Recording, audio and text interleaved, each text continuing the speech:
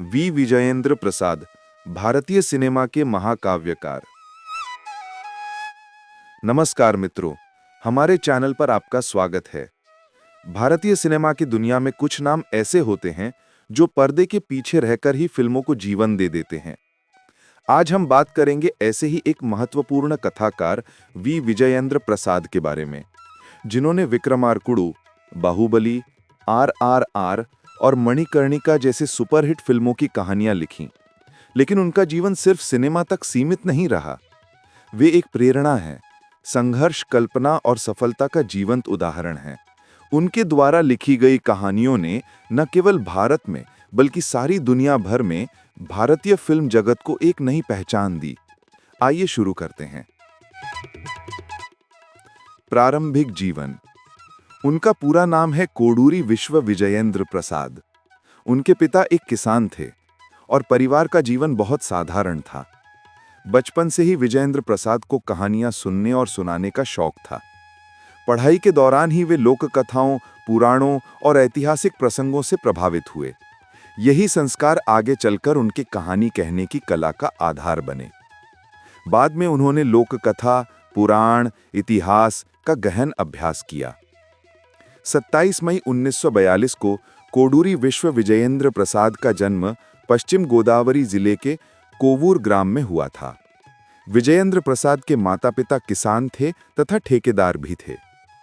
विजयेंद्र प्रसाद को 6 भाई और एक बहन थी। विजयेंद्र प्रसाद ने कोवूर, एलूर, विशाखापट्टनम में पढ़ाई की। अपनी पढ़ाई पूरी करने के बाद जब वे अपने भाइयों के साथ विशाखा में काम कर रहे थे तो उन्हें एक लड़की से प्यार हो गया।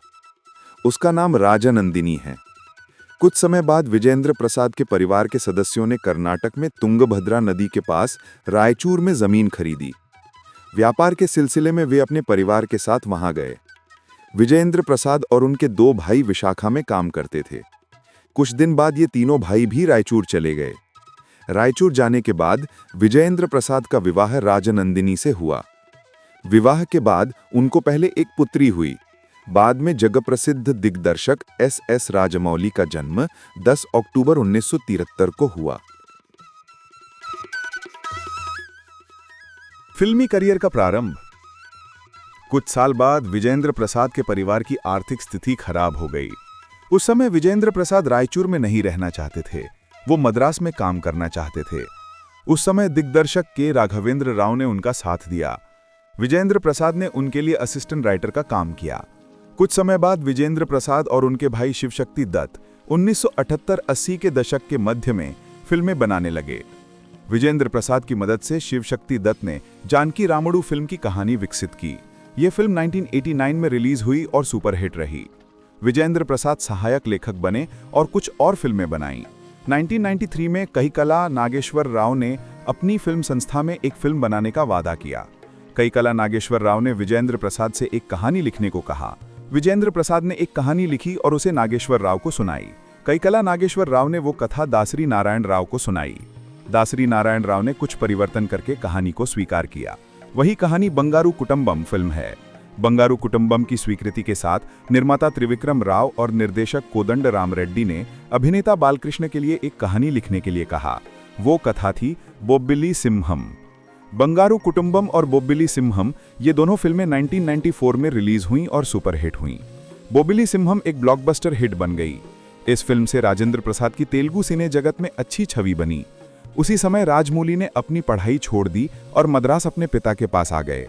मद्रास आने के बाद वो कुछ दिनों तक घूमते रहे। राजमौली ने कहा कि वो निर्देशन विभाग में काम करना चाहते हैं। तब विजयेंद्र प्रसाद ने निर्माता त्रिविक्रम राव से पूछा और राजमौली को सहायक बना दिया। उसी समय शिवशक्ति दत्त ने अर्धांगी नामक फिल्म का निर्देशन किया। इसका आधा भाग विजयेंद्र प्रसाद ने निर्देशित किया। राजमौली शूटिंग स्थल पर आकर मदद करते थे। इस तरह राजमौली को दिग्दर्शक शाखा की भी समझ हो गई। 1996 में आई ये फिल्म ज्यादा नहीं चली। बोब्बिली सिम्हम के बाद विजयेंद्र प्रसाद को घराना बुल्लुडू के लिए कहानी लिखने का राघवेंद्र राव ने मौका दिया। उसके बाद दासरा बुल्लुडू। कन्नड़ में अप्पाजी और कुरुबन रानी फिल्मों के लिए कहानियां लिखीं। उसके बाद B गोपाल ने बालकृष्ण के लिए कथा लिखने को कहा। तब विजयेंद्र प्रसाद ने समरसिम्हा रेड्डी की कथा लिखी। ये बताने की जरूरत नहीं है कि समरसिम्हा रेड्डी ने 1999 में क्या कीर्तिमान रचे। उस समय जब बी गोपाल सोच रहे थे कि बालकृष्ण के लिए कौन सी कहानी लिखें, उन्होंने विजेंद्र प्रसाद के साथ एक हफ्ते तक चर्चा की। उसके बाद विजेंद्र प्रसाद ने एक कहानी लिखी और बी गोपाल को सुनाई। गोपाल को वो कहानी पसंद आई। उन्होंने वो कहानी बालकृष्ण को सुनाई, लेकिन बालकृष्ण को वो कहानी पसंद नहीं आई। राजमौली ने एक बार ये कहानी सुनी थी, तब से वो इस कहानी को लोकप्रिय बनाना चाहते थे। तब जूनियर एनटीआर के साथ उस कहानी पर सिम्हाद्री फिल्म बनाई। सिम्हाद्री 2003 में आई और एनटीआर और राजमौली के करियर में एक बड़ी भूमिका निभाई। हम सभी उस फिल्म का इतिहास जानते हैं। उसके बाद राजमौली ने अपने पिता की कहानी पर छत्रपति, विक्रमार्कुडु, यमदोंगा, मगधीरा आदि फिल्में बनाई और अद्भुत दिग्दर्शन की अमिट छाप छोड़ी। बाहुबली भारतीय सिनेमा के इतिहास में एक मील का पत्थर है। भारत के प्रधानमंत्री नरेंद्र मोदी ने भी इस फिल्म की प्रशंसा की। विजेंद्र प्रसाद ने न सिर्फ कहानी लिखी बल्कि निर्देशन भी किया। 2006 में डी रामानायडू के लिए उन्होंने श्री कृष्ण की कहानी लिखी और निर्देशन किया।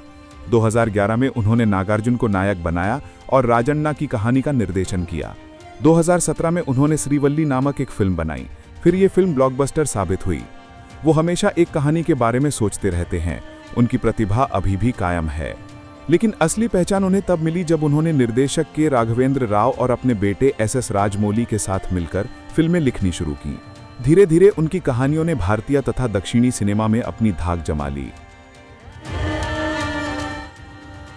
प्रसिद्ध फिल्में और कहानियां। छत्रपति 2005, मातृप्रेम और संघर्ष की कहानी। छत्रपति फिल्म में विजेंद्र प्रसाद ने शिवाजी की कहानी लिखी, जो अपनी मां से बिछड़ जाता है और भारत के एक बंदरगाह पर गुलामों की तरह जीवन जीता है। जब अन्य साथियों पर अत्याचार होता है तो शिवाजी विद्रोह करता है और छत्रपति के नाम से प्रसिद्ध हो जाता है। ये कहानी केवल एक्शन से भरपूर नहीं है, बल्कि इसमें मातृप्रेम, पहचान की खोज और सामाजिक अन्याय के खिलाफ लड़ाई जैसे भावनात्मक पहलू भी हैं।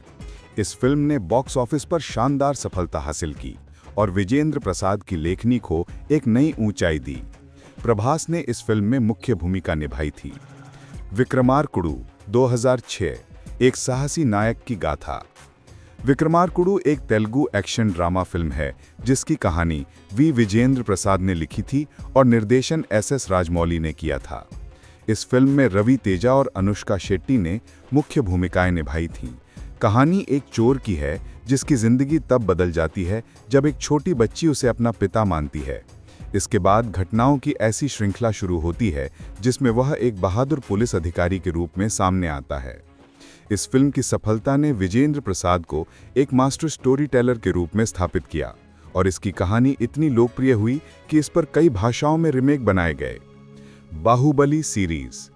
जब बाहुबली द बिगिनिंग और बाहुबली द कंक्लूजन आई, तब भारतीय सिनेमा में तहलका मच गया। इस महाकाव्य की कहानी विजेंद्र प्रसाद ने लिखी थी। बाहुबली सिर्फ एक फिल्म नहीं, बल्कि भारतीय इतिहास, पुराण और फैंटेसी का अद्भुत संगम थी। उन्होंने पात्रों को ऐसे गढ़ा कि वे घर घर में प्रसिद्ध हो गए। बाहुबली भारतीय सिनेमा में मील का पत्थर साबित हुई। RRR 2022, दो स्वतंत्रता सेनानियों अल्लूरी सीताराम राजू और कोमाराम भीम पर आधारित इस काल्पनिक कथा ने न सिर्फ भारत बल्कि पूरे विश्व का ध्यान आकर्षित किया। इस फिल्म ने ऑस्कर और गोल्डन ग्लोब जैसे अवार्ड जीतकर भारतीय सिनेमा को नई ऊंचाई दी। बजरंगी भाईजान 2015, ये कहानी पूरी तरह अलग थी। एक मासूम पाकिस्तानी बच्ची और एक बजरंगबली के भक्त भले भारतीय व्यक्ति के रिश्ते पर आधारित ये फिल्म बॉक्स ऑफिस पर ब्लॉकबस्टर रही। ये फिल्म दर्शाती है कि विजेंद्र प्रसाद सिर्फ भव्य ऐतिहासिक कहानियां ही नहीं, बल्कि मानवीय भावनाओं से जुड़ी संवेदनशील कहानियां भी बखूबी लिखते हैं। Manikarnika the queen of Jhansi 2019, रानी लक्ष्मीबाई पर आधारित इस फिल्म की पटकथा भी उन्होंने ही लिखी। इस फिल्म ने भारतीय स्वतंत्रता संग्राम की महान वीरांगना को पुनः जनमानस में जीवंत कर दिया। लेखन शैली। विजेंद्र प्रसाद की कहानियों की सबसे बड़ी खासियत है भारतीयता। वे हमेशा अपनी कहानियों में रामायण, महाभारत, पुराण, लोक कथाओं और ऐतिहासिक गाथाओं का प्रभाव दिखाते हैं। उनके पात्र अक्सर आदर्शवादी, साहसी और भावनाओं से भरे होते हैं। उनकी कहानियों में महाकाव्य जैसी भव्यता होती है, भावनात्मक गहराई होती है और सामाजिक संदेश भी छिपा होता है। यही कारण है कि उनकी लिखी फिल्में भारत ही नहीं बल्कि विदेशों में भी सराही जाती हैं। संघर्ष और असफलताएं। हर सफलता के पीछे असफलताओं का लंबा सिलसिला होता है। विजयेंद्र प्रसाद ने भी अपने जीवन में कई बार असफलताएं देखी। कभी उनकी कहानियां फिल्म निर्माताओं को पसंद नहीं आई, कभी फिल्में बॉक्स ऑफिस पर असफल रहीं, लेकिन उन्होंने हार नहीं मानी। वे मानते हैं कि हर असफलता एक नई कहानी की प्रेरणा है। व्यक्तिगत जीवन और संबंध। विजयेंद्र प्रसाद के बेटे हैं एस राजमौली, जो आज भारत के सबसे सफल निर्देशक माने जाते हैं। पिता बेटे की जोड़ी ने मिलकर भारतीय सिनेमा को कई ऐतिहासिक फिल्में दी। दिलचस्प बात यह है कि जहां राजमौली पर्दे पर जादू बिखेरते हैं, वहीं विजयेंद्र प्रसाद पर्दे के पीछे रहकर कहानियों को आकार देते हैं। उपलब्धियां और सम्मान। 2017 में भारत सरकार ने उन्हें राज्यसभा सांसद नामित किया। 2023 में उन्हें पद्मश्री से सम्मानित किया गया। उनकी फिल्मों ने राष्ट्रीय और अंतर्राष्ट्रीय स्तर पर कई पुरस्कार जीते। राज्यसभा सांसद के रूप में योगदान। विजयेंद्र प्रसाद सिर्फ एक लेखक ही नहीं, बल्कि देश की राजनीति और समाज के प्रति भी सजग रहे हैं। साल 2016 में भारत सरकार ने उन्हें राज्यसभा के लिए नामित किया। वे उन चुनिंदा हस्तियों में से हैं जिन्हें कला, लेखन और समाज सेवा के क्षेत्र में योगदान के आधार पर संसद की सदस्यता दी जाती है। सांसद बनने के बाद भी विजयेंद्र प्रसाद ने कभी खुद को राजनीति तक सीमित नहीं किया। उन्होंने संसद में कई बार भारतीय संस्कृति, फिल्म उद्योग और साहित्य से जुड़े मुद्दों को उठाया। उनका मानना है कि भारतीय फिल्में सिर्फ मनोरंजन का साधन नहीं, बल्कि समाज को दिशा देने का माध्यम भी हैं। इसलिए वे चाहते हैं कि फिल्मों के माध्यम से युवाओं में देशभक्ति, नैतिकता और भारतीय मूल्यों का संचार हो। उनका ये विश्वास है कि एक अच्छी कहानी न सिर्फ सिनेमा को जीवंत करती है, बल्कि समाज में सकारात्मक परिवर्तन भी ला सकती है। निष्कर्ष। मित्रों, वी विजयेंद्र प्रसाद केवल एक पटकथा लेखक नहीं, बल्कि भारतीय संस्कृति के आधुनिक कथाकार हैं। उन्होंने दिखाया कि भारतीय सिनेमा भी हॉलीवुड की बराबरी कर सकता है, और शायद यही कारण है कि आने वाली पीढ़ियां उन्हें भारतीय सिनेमा का महाकाव्यकार कहेंगी। वी विजयेंद्र प्रसाद ने हमें सिखाया कि एक अच्छी कहानी सिर्फ मनोरंजन नहीं, बल्कि समाज को दिशा देने का माध्यम होती है। इस वीडियो को अंत तक देखने के लिए धन्यवाद। अगर आपको ये वीडियो पसंद आया हो तो लाइक और शेयर करें, और चैनल को सब्सक्राइब जरूर करें।